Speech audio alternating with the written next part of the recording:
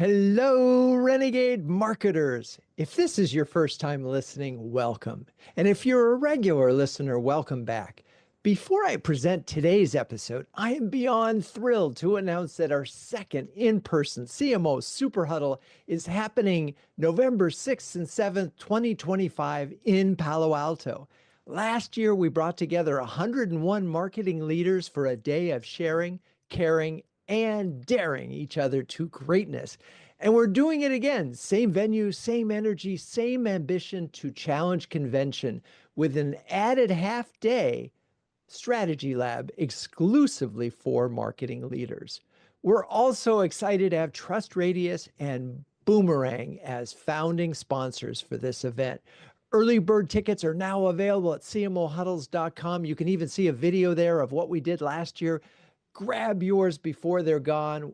I promise you we will sell out, and it's going to be flocking awesomer.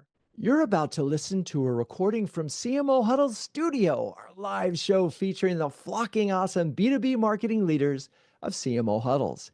In this episode, Melanie Marcus, Marca Armstrong, and Marina Ilishaev reveal what it takes to run a customer advisory board that earns trust, surfaces insights, and drives the business forward. If you like what you hear, please subscribe to the podcast and leave a review. You'll be supporting our quest to be the #1 B2B marketing podcast. All right, let's dive in. I'm Drew Neisser, live from my home studio in New York City, and we're turning the spotlight today on customer advisory boards. This won't be a debate on their value. That's been proven over and over again, from product feedback to messaging testing to testimonial gathering and reference securing. CABs can do all that and more. But what if you've never set up a CAB as an advisory board? Where do you start? What's a minimum viable approach? What kind of staffing, budget, and resources does it take to do them well? And speaking of that, how do you measure the success of these programs? That's a lot of questions. Fortunately for you, we've gathered some seasoned cab drivers. See what I did there? Okay. With that, let's bring on Melanie Marcus, Chief Marketing and Customer Experience Officer of Surescripts, and a returning guest who has previously graced our stage to discuss the CMO Plus, getting organizational buy-in, and structuring the ideal B2B marketing department. Hello, Melanie. How are you and where are you this fine day? Hi, Drew. It's great to see you. I'm in the middle of Washington, D.C. today. All right. Well, nothing going on there. Not much, no. Not much, Quiet just a day. la-di-da kind of day. Well, we'll just keep moving on. So let's talk about, you were, before Surescripts, you were at McKesson for 10 years, and you have a cross-segment council at Surescripts that's been going on for 6 years. Let's talk about getting those initiatives off the ground and what it takes.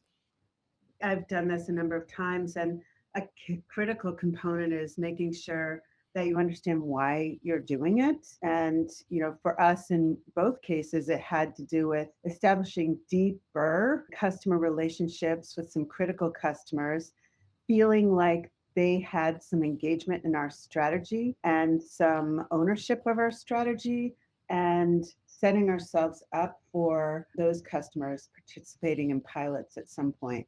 Now, that doesn't all happen in the first, meeting or even 2 or 3 meetings. It happens over time. And a critical component of all of that is that you have complete support of your CEO and your colleagues on the executive team, because everybody will be engaged in this program. And so let's see, we're starting from a retention standpoint, but also a learning one, right? Where you're in a sense saying, hey, come in and join us on the inside.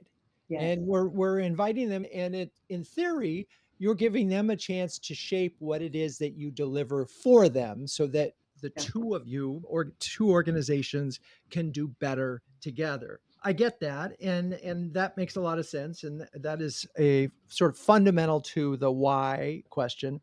Let's talk about the CEO support and why that's so important, and how that actually plays out.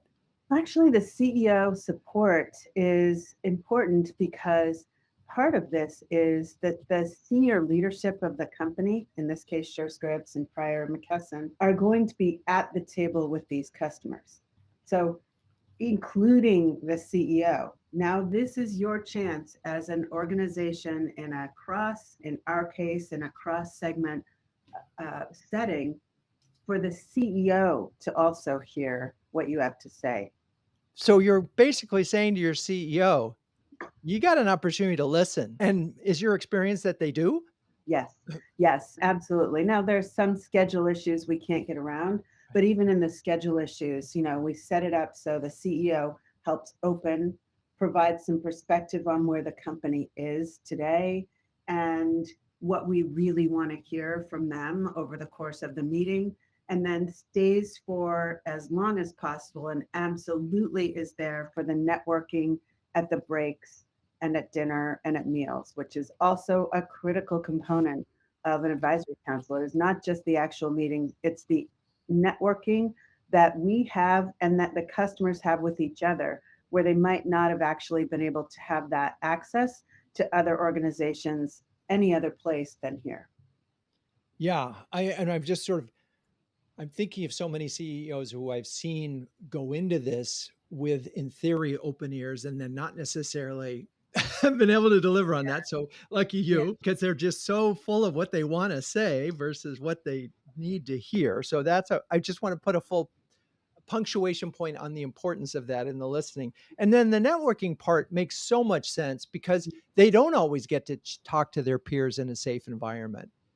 I laugh and say, we know, and I'm very open about this with the advisory council members themselves. I'm like, we know you're coming for us, sure, but we also know that you're coming for each other. So we get it, and we're going to make sure you have plenty of time with each other. And are there things that you do to, other than, hey, we're having drinks or dinner or anything that you do? No.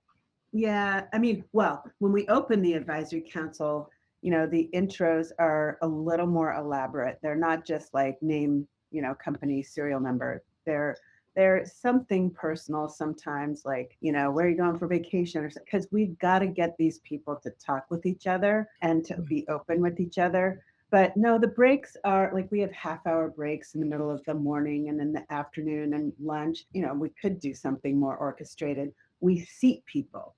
That's what we do. We orchestrate the seating of the council for the meeting, and we orchestrate the seating of the council for dinner. So they don't get to choose where they sit. We orchestrate that. That is one thing we do. And then that's a lot of good matchmaking, and it's really, it's Yeah. an interesting challenge because you really are thinking, "Oh, they're in this kinda similar space, or they're doing this, they might bond over that," and if they do, you've really done a wonderful thing because 'cause you've helped them professionally, you've helped them personally, and, helped them grow their own networks, which makes a lot of sense. So, what's your strategy for choosing members? I mean, if you were starting from scratch, where would you start in order to sort of look at who do you want to bring together? Right.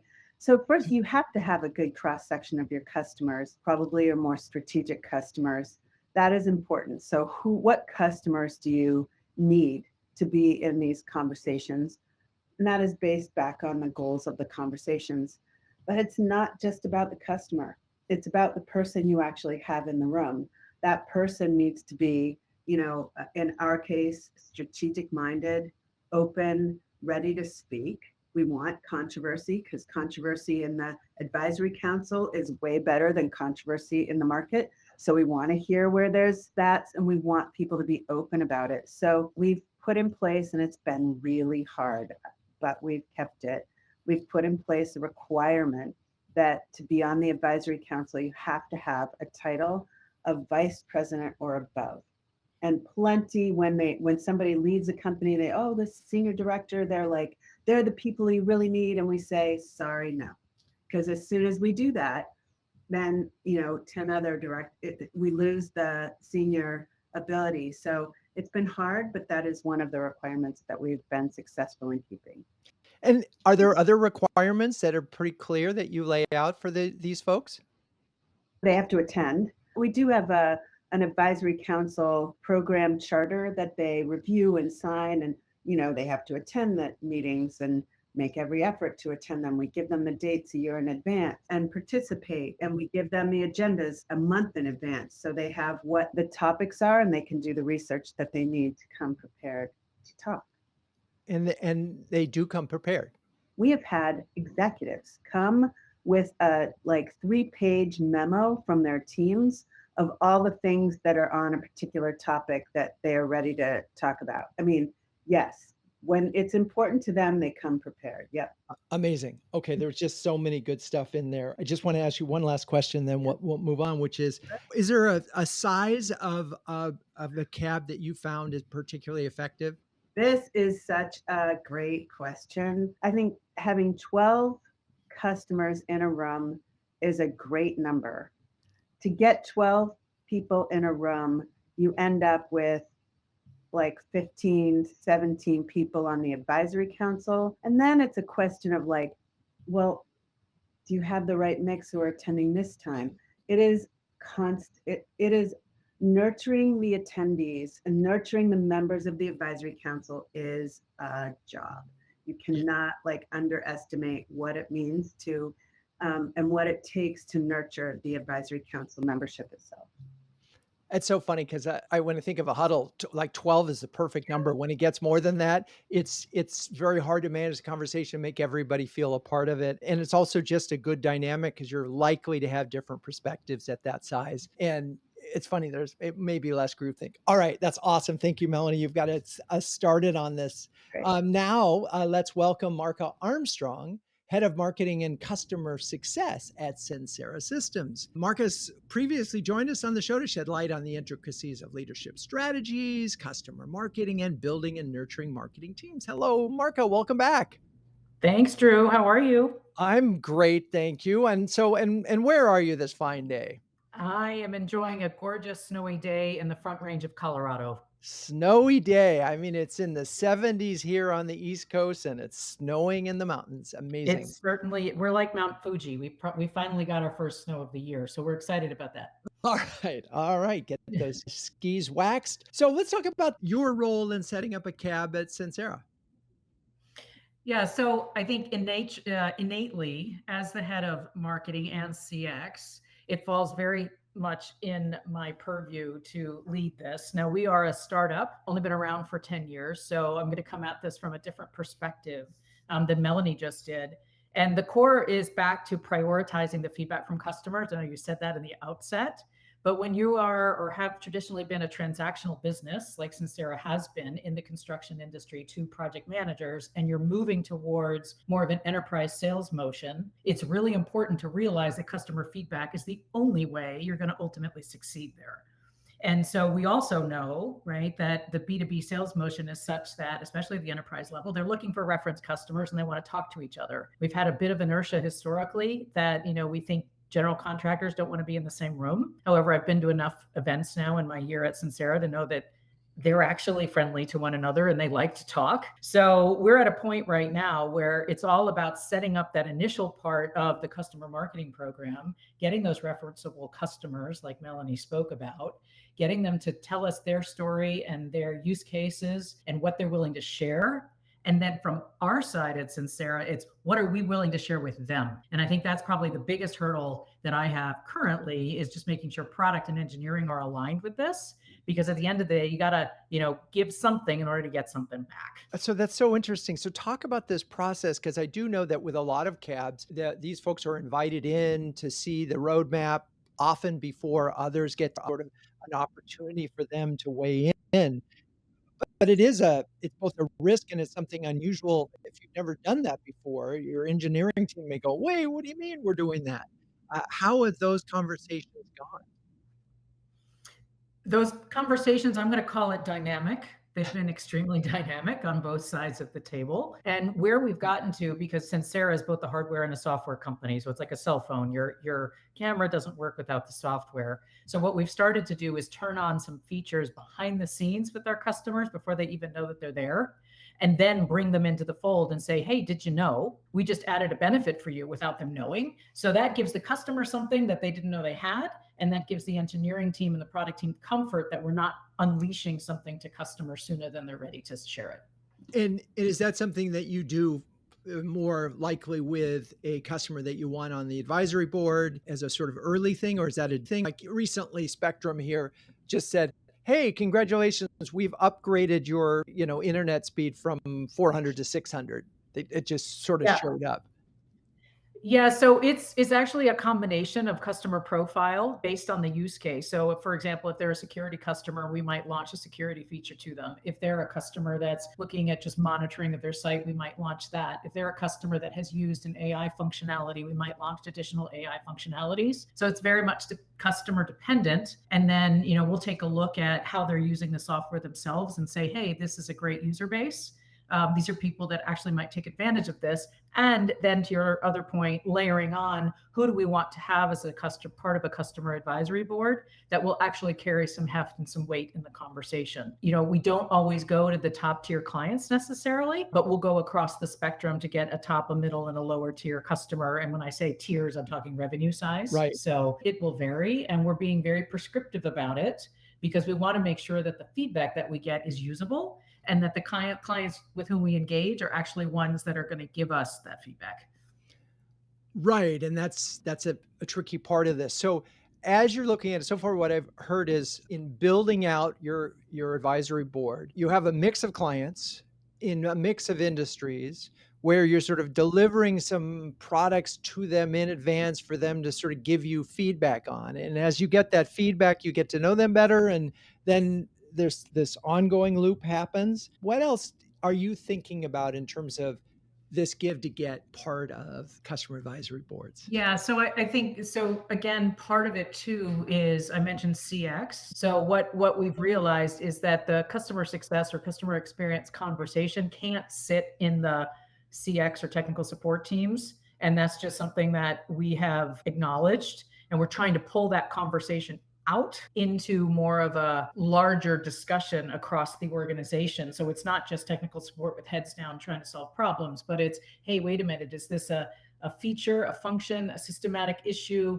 what have you, so that they all feel like they're part of a larger conversation. I think with customer advisory councils, part of it too is getting them to engage in events, not just your own. So whether it's an industry event, it's a panel event, it's an opportunity to provide thought leadership. We've had some success, on webinars, for example, of pulling some of our large customers when you say, hey, would you participate and tell your story? Again, historically, there's this inertia of no, they won't talk, but you'd be surprised when you ask.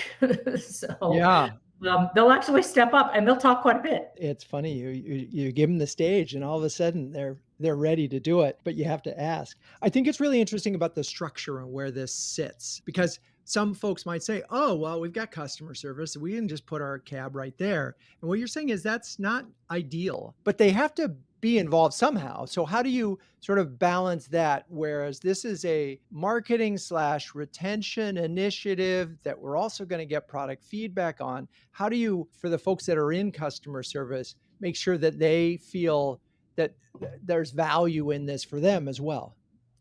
So I think that goes back to the success metrics, right? You asked that at the beginning is how do you measure success? And so from a product side, success is being able to get a clear understanding of where your roadmap needs to go. From a customer success or technical support side, if you can reduce the number of tickets and the number of calls and the number of inquiries, let's say on said issue or said product, then all of a sudden you're giving them time to go work on other things. So you have to tie those different metrics together and make sure that at the end of the day, and I had this conversation with our technical support manager a couple of months ago, and they're spending 90% of their time on technical support and only 10% of their time on customer success. And I said, hey, if we can actually go spend 50% of our time or even 40% of our time on outbound conversations with customers, I guarantee you that inbound tech support floodgate that you're feeling right now is going to go down. And so you have to kind of think about it from that perspective, is what are their metrics and what are they feeling every day? And then what is product feeling? What is engineering feeling? And what is sales feeling? And I think as the head of marketing,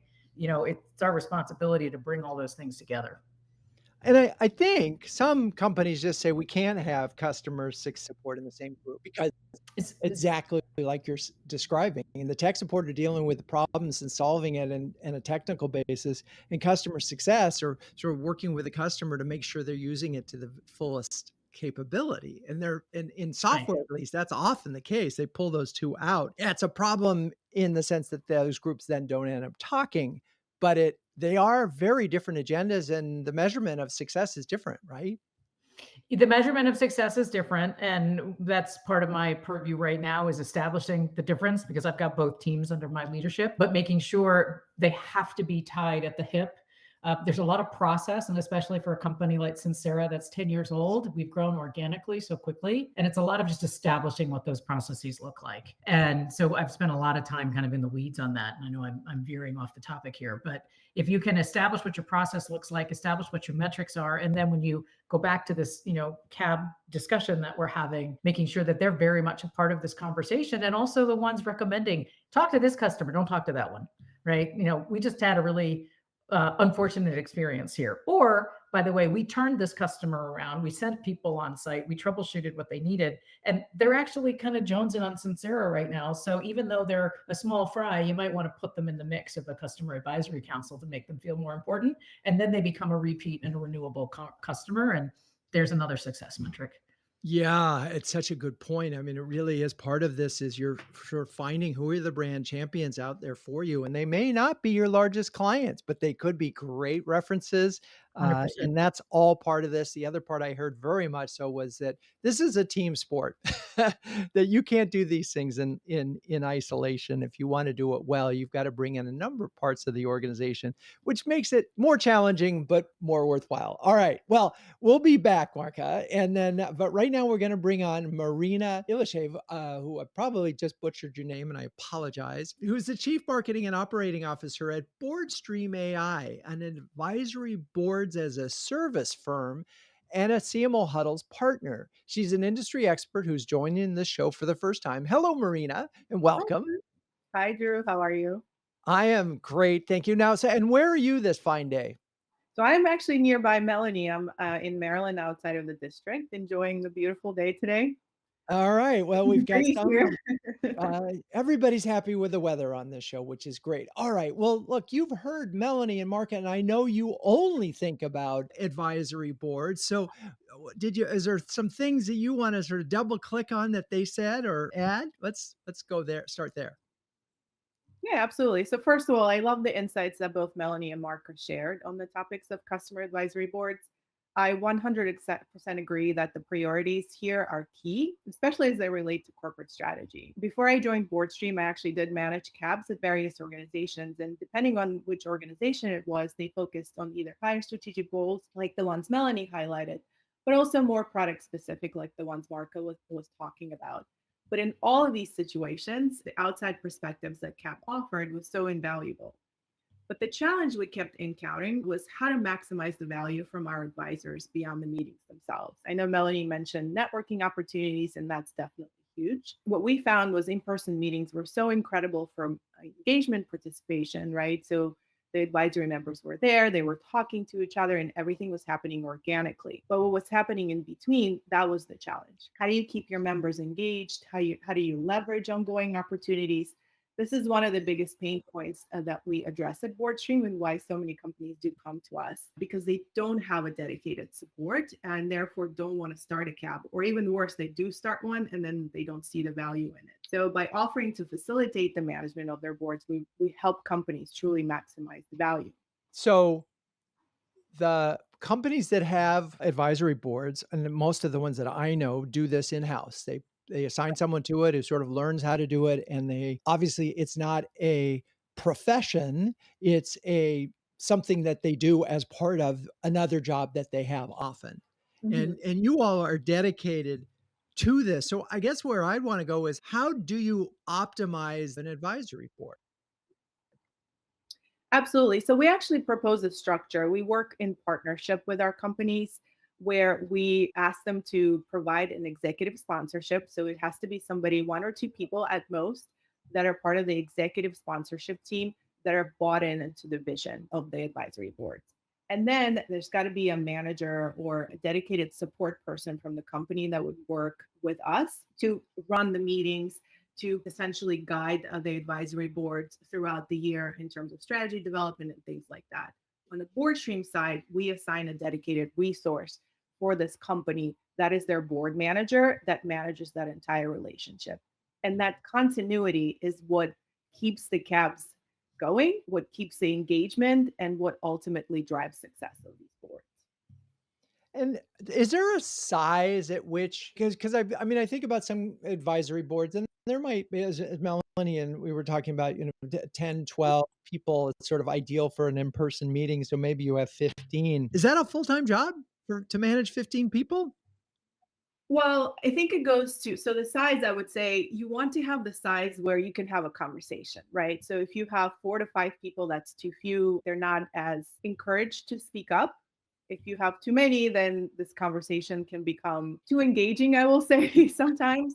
Similar to Melanie, we do recommend 8 to 10, but up to 12 people. That creates the most organic, efficient conversation around the table. The job comes with maximizing the value outside the meetings, which is what we offer. Marca talked a little bit about webinars, but what we try to do is we match KPIs, or rather expected performance, for each of the advisory boards that extends beyond the meeting.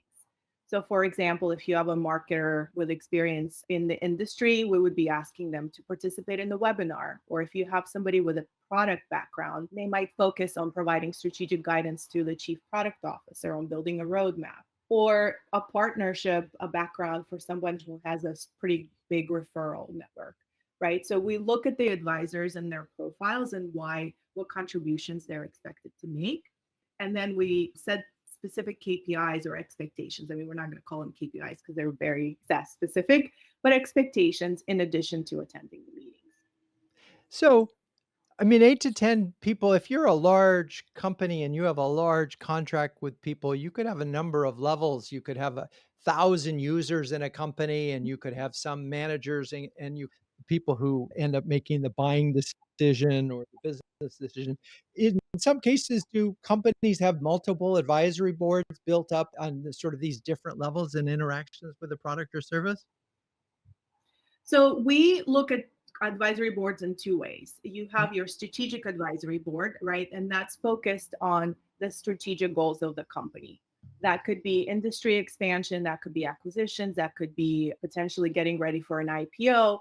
And those types of boards are made up of clients as well as non-clients. So it's a mix of more senior leaders within the industry. And then there are more specific CABs, or we call them product advisory boards sometimes, that are really focused on evaluating the product, the features and functionalities, where should we go next? They're a lot more roadmap specific.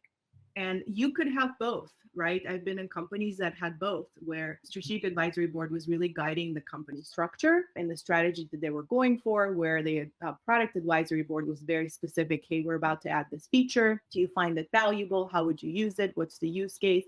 Would you be willing to do a case study once we give you access to it, et cetera? So it's a lot more tactical and a little bit easier to manage. So I guess I want to make sure I'm clarifying something, because like CMO Huddles has what I would call a strategic advisory board made up of about 8 of our members, and we get together every quarter. And it's incredibly helpful for me as someone who is managing a community. It's invaluable input. And I think of that as a strategic advisory board. I feel like what Marca and Melanie were talking about were customer advisory boards, which are a little bit different, but not necessarily just, they're both the product and the advice, but they're not advising on business. So can we separate out some of these and just make sure we're in the clear on the swim lanes? Absolutely. Within the strategic advisory board, there's still, the way we are defining strategic advisory boards, they're still advising the business, but they're advising the business on the next step in their strategic growth, right? So for example, when I was at Suzy, one of the challenges we were looking at and having our advisory board help us with is, which industry should we be expanding in next? Should we have 2 industries that we could potentially go after? And we would present the pros and cons for each, and then ask the advisory board to help us guide with that decision, right? Based on the information that they had. So it's very much specific to the business. However, we relied on their expertise within those industries to let us know what the state of the market is, what the expectations should be. Does that help clarify this? I think so. I'm still sort of in this little mode, and we'll get back to Melanie and Marca in a second, because there's what I'll call business advisory boards, which are, really the executive committee. There are customer advisory boards, which have these multiple things. And there still could be this other one, which is just, I'm almost going to call it product advisory board. It's slightly different, where you're down in the weeds with the users of the product. And I may be trying to slice this too thinly. But anyway, we're going to take a break here for a second, because it's time to talk about CMO Huddles. We launched in 2020. CMO Huddles is a close-knit community of over 350 highly effective B2B marketing leaders who share, care, and dare each other to greatness. Given the extraordinary time constraints on CMOs these days, everything about CMO Huddles is designed to help leaders save time and empower them to make faster, better decisions. I want to call back Melanie and Marca. You guys are probably busy and members of our program. Anything you want to share, recent examples or anything that you've gotten value out of CMO Huddles? CMO Huddles has been wonderful. I wish that I could spend more time. Wish that I could do the actual huddles a bit more. Sometimes my calendar doesn't accommodate, but Drew, you are a master connector. So you connect, CMOs with other CMOs who have like challenges. I mean, we were just emailing about one for me this morning. The other thing is, I've used for some benchmarks, so when I'm looking for benchmarks and dashboards, I look at what other CMOs are doing, and that's been really helpful. And when we redid our website a few years ago, I got some great recommendations for vendors. So those are a few things. It's just all about how you engage in the program, but it's really a wonderful. I love it. Thank you so much for that. Marca, anything new on your front? So just to reiterate what Melanie was just saying, I think the networking opportunity is probably one of the best that I've had in the CMO community. So kudos, Drew, for bringing us all together. I started at Sensera about a year ago, and I think the first 90 days, it was easy to start picking things off and then go back to the board and say, hey, here's what I've done. It's the second 90 days that are harder because you need to continue to drive that momentum. So I reached out to you and to Melissa, and I said, who's really good at the second 90 days? And who's done this and has a playbook? And you were able to put me in touch with some fellow huddlers to kind of help me continue. So there's always a resource available, just to reiterate what Melanie has said. And recently you and I connected, Drew, one-on-one on just CSAT scores and who does it well and tools that people use. And I've got some follow-up with some other huddlers on that specific topic. So name the topic, you'll find a resource. I love it. Yes, it's about networking for answers, folks. So if you're a B2B CMO and can share, dare, and care with the best of them, take a second and join our free starter program at cmohuddles.com. Okay, let's get back to this topic. I'm so eager to dive into some of the specifics. So we've talked a little bit about frequency. I think we're all sort of at this quarterly kind of thing. No, Melanie, you're shaking your head. What frequency works for you for your advisory board? Well, we've been doing twice a year in person.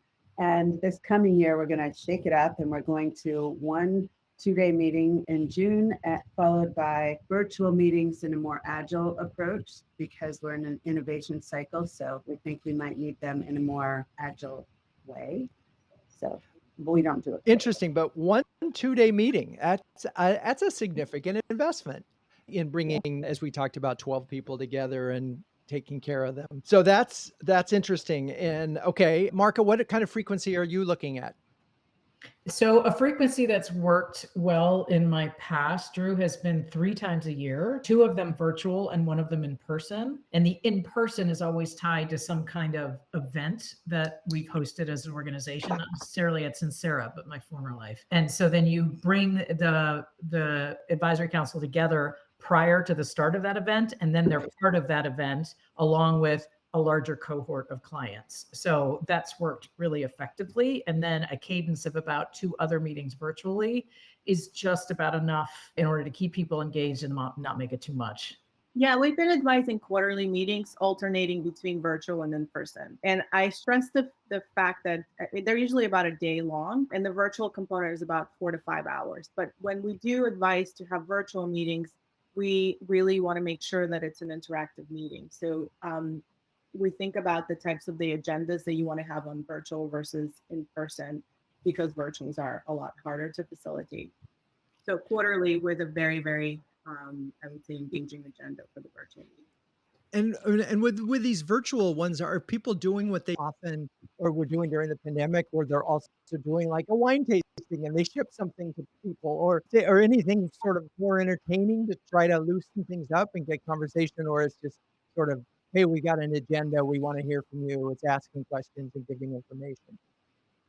We haven't done wine tasting because they've all been during the day, but definitely workshops, definitely breakout group, a lot of conversations, right? So no presentations unless they're for about 5 to 10 minutes to set the stage for discussions. That's kind of been our advice. Okay, so we're talking, and it's funny. So 2 times a year, 3 times a year, 4 times a year, somewhere in that, at minimum 2 times a year. Ideally, at least once time a year in person. Of course, there's a lot of cost to that.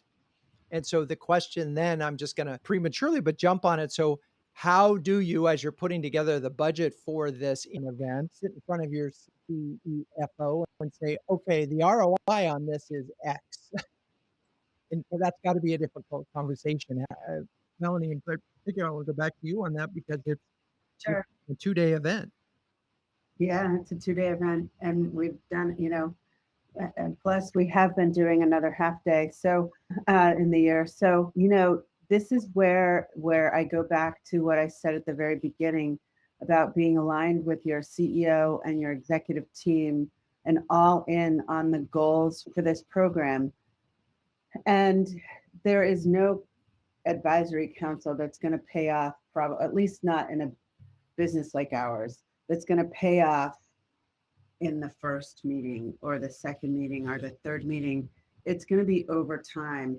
When we first put ours together here at Surescripts, we had a product coming out to market that was incredible. It just captured the imagination of the market and of our advisory council. Like, we couldn't put another topic out, but it would go straight to this. It was about prescription price transparency. And like, every time we tried to talk about something else, they somehow magically brought it back to that. And it was great because it was giving us what we needed to be able to bring this out into the market at the right pace, in the right ways.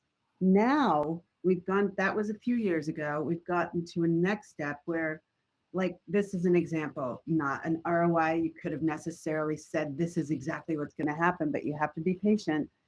We had a customer present with us last year an idea, and we just brought that idea out with a class report, points of light, and it's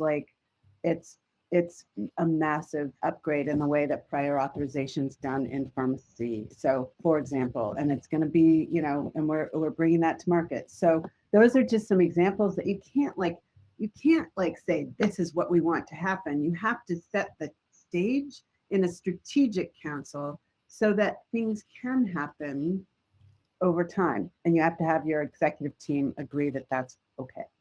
Right. It's like you have a list of good positive outcomes that could happen. A, we could have retention. They could stay with us longer.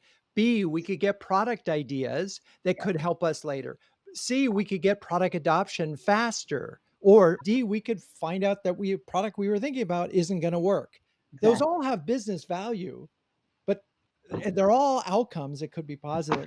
I'm wondering, is there another outcome that I missed, Marina, in that list of things? Because we've got retention and higher customer value. We've got product input. We've got sort of, obviously, another thing I would imagine is that they're more likely to be references, which could also result in new acquisition. What are these other outcomes as you're selling in a program like this that other CMOs could use to justify the investment? Yeah, I would say that references are huge, and the commitment to leverage your network, right? To share the webinars, to share some of the content within your network, to essentially endorse the company that you're with and be proud that you're making contributions to that organization. So that's another thing that I would say is it's kind of in terms of a customer advocacy program, right? The KPI assigned to that. Okay, I'm switching gears slightly, but part of this goal of these things is to really listen. I talked about that earlier. We're going to take the wax out of their ears. We're really going to listen to their input. And I've told this story on the show before, but Dell decided they were going to really listen to their customers. And the customer said, we want a Linux-based laptop. So they went out and produced a Linux-based laptop, and nobody bought it. Nobody. They didn't sell a single one. So my question is, but there's a tricky part of this is when you ask for someone's input and they give it and then you don't do it, they might be upset. So how do you manage the input that you get? And Mark, I don't know if you've gotten any product input yet, but in past experience, how do you make sure, that you still have responsibility for sorting these things out, right? Absolutely. And I'm chuckling a little bit because, there's customer advisory counselors. There's also analyst advisory councils. And, both of those communities want to know that they've been heard. and that your product reflects their input. And I think it just goes back to the business case and what the ROI is ultimately going to be. I can't speak to the Linux laptop example, but certainly at my time previously in that space, that being the laptop space, it was all about like what actually is meaningful to the customer and what's the use case and what's the ROI on that. That's the analysis that we have at Sensera, a product steering committee, or in my former life, similarly, that we had to come to the table with the numbers. I mean, at the end of the day, you can't just do it because the customer said so. Yeah. Melanie, anything on that?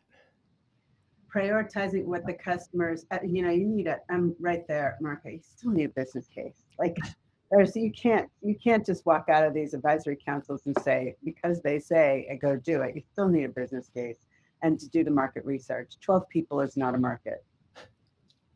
Right. This is qualitative input. This is not Right. quantitative input. Talk a little bit about engaging in between meetings, because I know we put so much energy into the meetings and they really do happen. But I'm finding, particularly in our advisory board, that the more that I casually engage with them at critical moments as opposed to the quarterly meetings, the better. So talk a little bit about your engagement strategies between these meetings. And in particular, Marca, you are twice a year. 3 times. 3 times a year. So that's how do you make sure that you're engaging with them on a regular basis and manage that? Yeah, so I think it's all part of your overall comms plan. So I'm just going to take an example of a customer newsletter that might go out to tens of thousands of people, and you might do that on a monthly basis. What is that communication that's a subset of that, for example, that might be specific to this cohort of, call it 10 to 20 individuals and customers, that might be more specific about, hey, we had this conversation, here's something new, or what would you think about, or take a survey, or here's something interesting that we saw in the industry.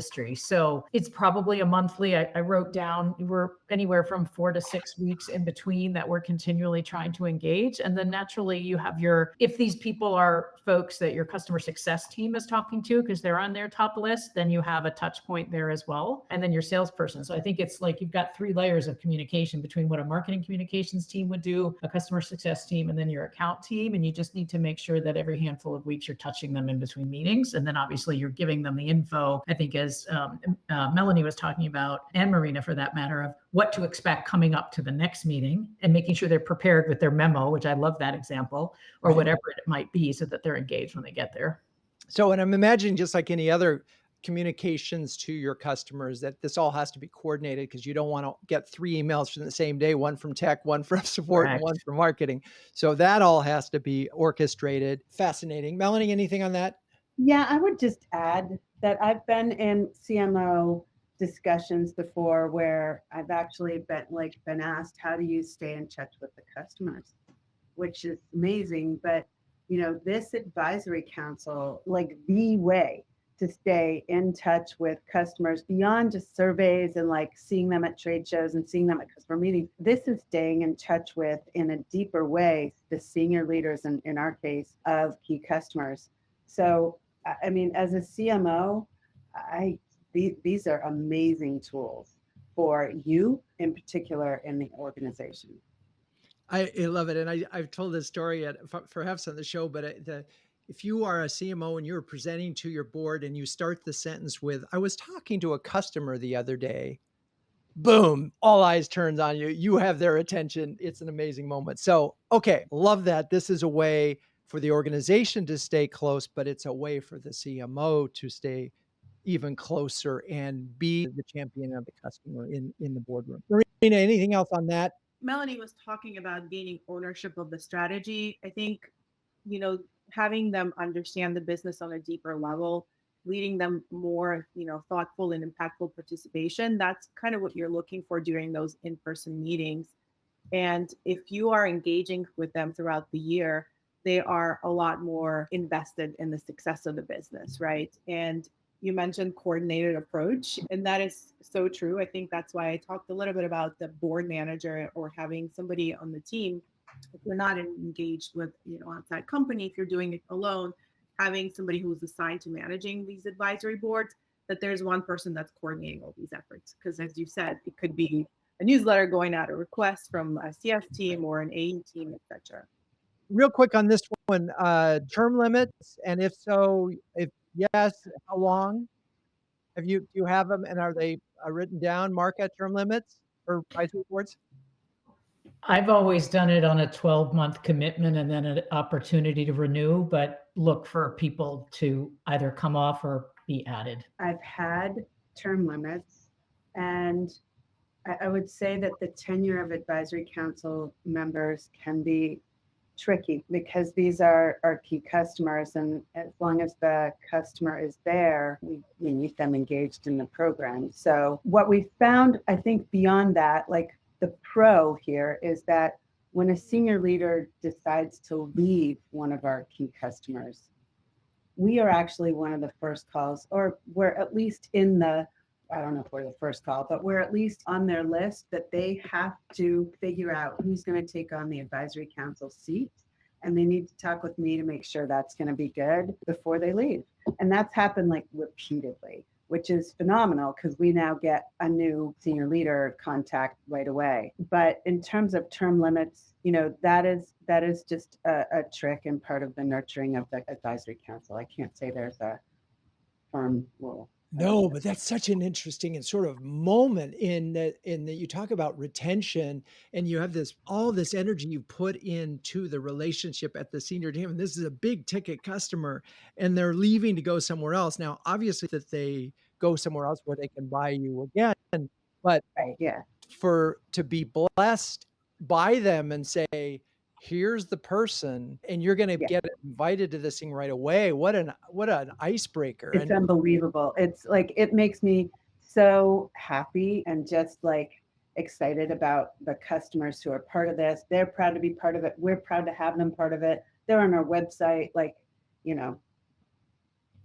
And so it really is, in some ways, it was fun. We talked about measurement and ROI a little bit, and we've talked about it. You could look at it from a retention standpoint, but it's an insurance policy. In that moment, when this person leaves, how do you ensure that you keep the business? Boom. The advisory board is yet another piece of this thing. So that sort of adds a different level of value calculation. Before we sort of sign off on this thing, do you have any form of tracking that you do, or sort of ongoing measurement that you look at to help know your program is healthy?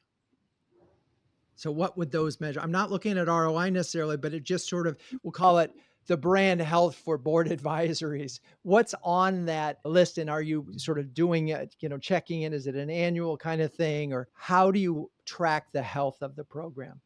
From our perspective, we provide a scorecard, a template for our clients of all the advisors and the goals or the KPIs, or however you want to define that terminology, that we set forth for an annual review. Have they been engaged during the meetings? Have they offered additional value outside of the meetings? And our clients go through this evaluation period to see how the board member is performing. And that's the way we really track success. Drew, we've always done surveys at the end of meetings. So at the end of every meeting, we put, and again, not at Sensera, but my former life, we put surveys in front of the participants, maybe 10 questions, and just ask them what worked, what didn't work, what do you want to see, how engaged are you, do you want to continue? And it's been super successful. And the boards that I've worked with historically have been folks not as senior as the people that Melanie's referred to, just based on the nature of the industries that I've worked in. So people move around a lot. And so when you're dealing with project managers in the construction industry, they could be working for one GC 1 year and another GC the next. So it is important to keep track of them, to Melanie's point, but getting their commitment for a year is a lot, because they're managing a project that's got multifaceted things going on, and they're in the meat of the business daily.